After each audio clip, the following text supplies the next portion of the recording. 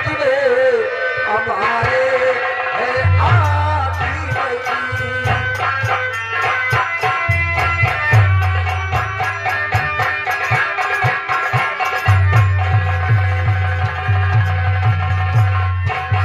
रात दिन मुझको चिंता कुछ समझने हमारे आती नहीं।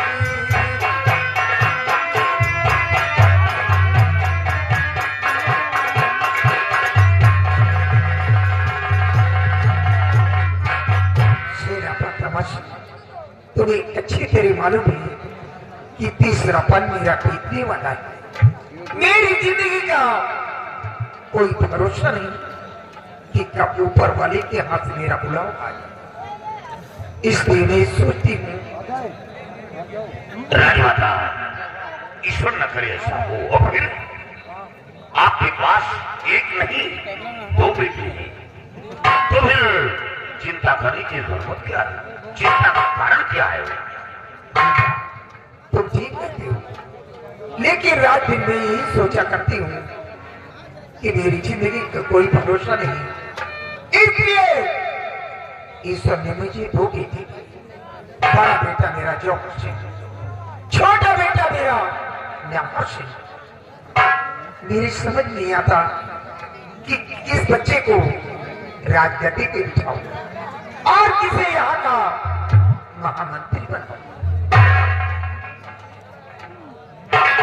अमर सिंह करिए जरा विचार, अमर सिंह करिए जरा विचार, ताज पर किसका हो अधिकार।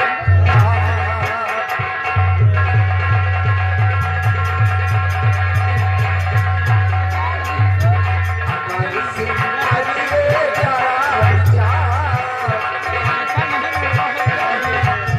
अमर सिंह करिए जरा विचार, ताज पर किसका हो अधिकार।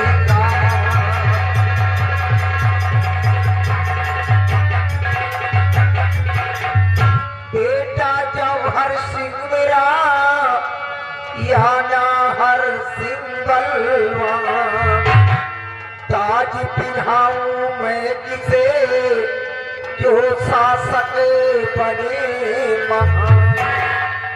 उपस्थित दोनों राजकुमार, उपस्थित दोनों राजकुमार, ताज पर किसका हो अधिकार।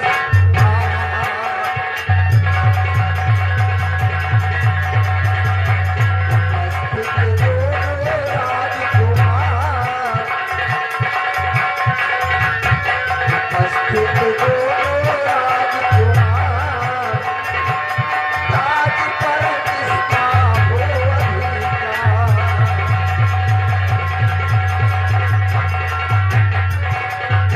राजमाता, ये फैसला तो आप स्वयं ले सकते थे, इसमें मेरी क्या आवश्यकता है?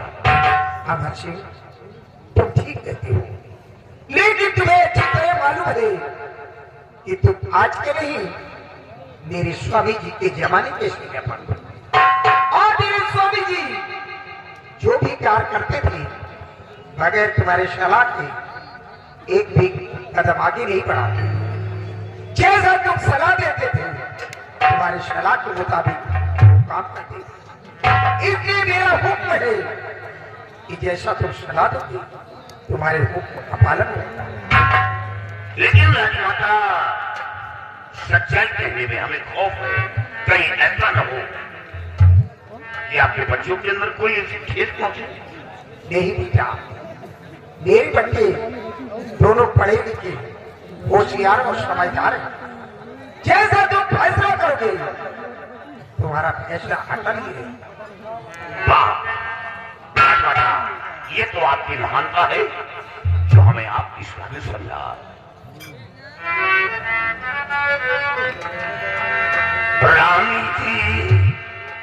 रानी जी सुनिए,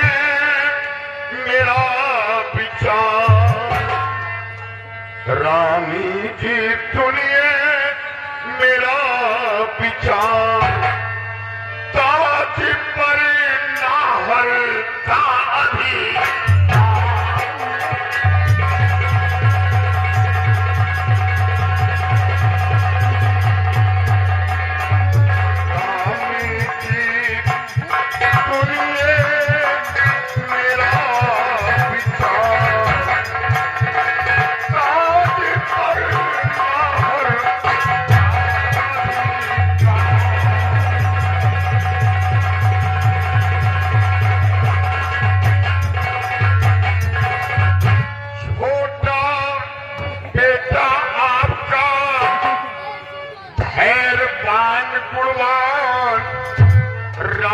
गद्दी पर बैठे तो मिले बड़ा सम्मान, छोटा बेटा आपका धैर्यवान गुणवान, राज गद्दी पर बैठे तो मिले बड़ा सम्मान। रानी जी करिए नहीं आभार, ताज पर नाहर का अधिकार।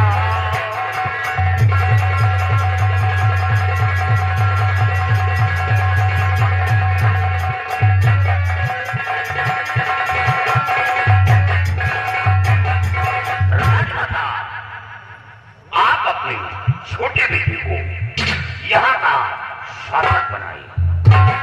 रही बात मंत्री का पद, अपने बड़े बेटे को यहाँ का महामंत्री बना दे, इससे प्रजा हमेशा खुश रहेगी।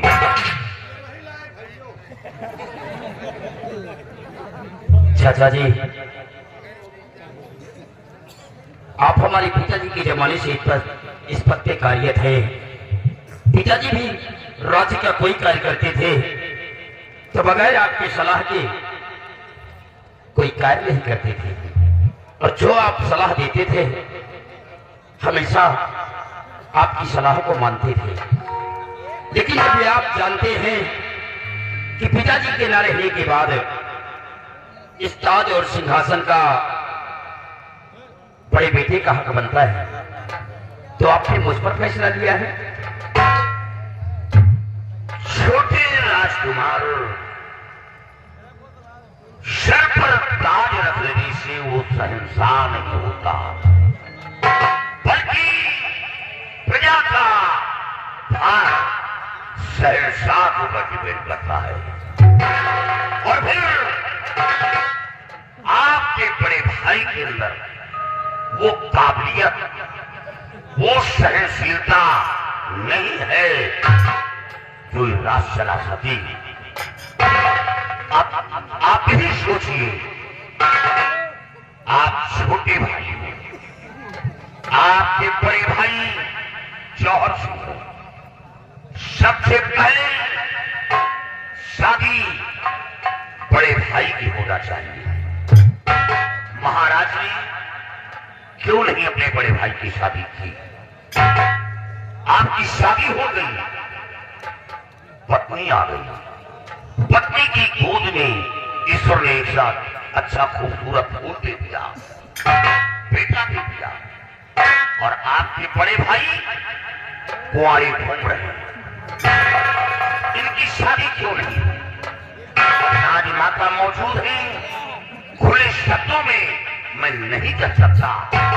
राजमाता, मैंने जो फैसला था वो सुना दिया, अब आगे आपकी मर्जी, आप जो चाहे सो करें।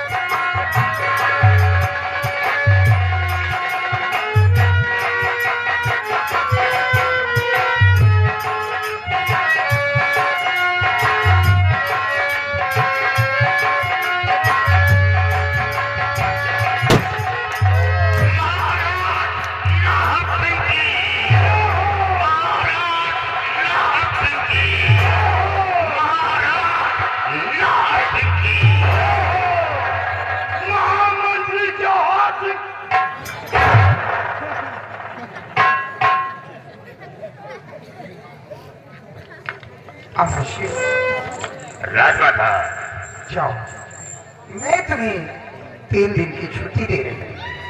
जाकर अपनी बंगले पे आराम करो। जब भी मुझे जरूरत पड़ेगा तो तुम्हें बुलाना। आपका हुक्म शरा हुक्म।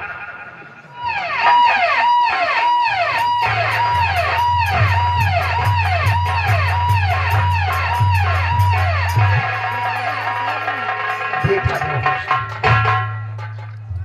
आज से तुम्हारा छोटा भाई यहाँ का शहंशाह है और तुम यहाँ के महामंत्री हो। और तुम्हारा फर्ज यही है कि अपने छोटे भाई के हुक्म का पालन करना और रियासत की देखभाल करना। बेटा जौहर सिंह, हमारी रियासत में हमारी प्रजा को किसी प्रकार की तकलीफ नहीं होनी चाहिए। अगर हमारी प्रजा को तकलीफ हुई तो समझ लो मुझे और सिपाही मेरे बेटे जौहर सिंह के साथ ड्यूटी पे तुम तैनात रहना। ड्यूटी में लापरवाही नहीं करना। बिल्कुल नहीं। और इसी समय मेन गेट का दरवाजा बंद कर जो आज्ञा राजन।